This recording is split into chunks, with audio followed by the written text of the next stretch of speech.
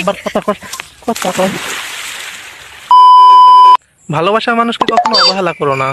দেখো, একটা মেয়ে তার সব কিছু ছেড়ে, তার মা বাবা ভাই বোন সব ছেড়ে একটা ছেলের কাছে চলে আসে কেন? শুধুমাত্র একটু ভালোবাসার জন্য। কিন্তু আমরা ছেলেরা কি করি?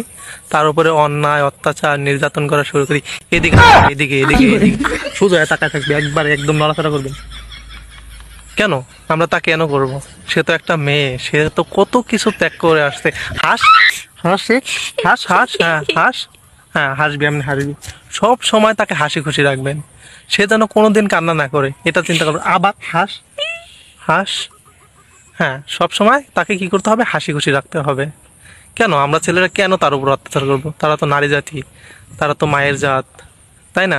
হাস নাকে হাস নাকে হাস, হ্যাঁ এইভাবে হাসাবেন। আজকে থেকে আমরা সবাই একটা প্রতিজ্ঞা করব যে আমরা নারীদের কখনো কষ্ট দেব না, কখনো তাদেরকে তাদের চোখে পানি আনতে দিব না, তাদের সব সময় ভালোবাসবো। আজকে থেকে আমরা আবার কথা কর।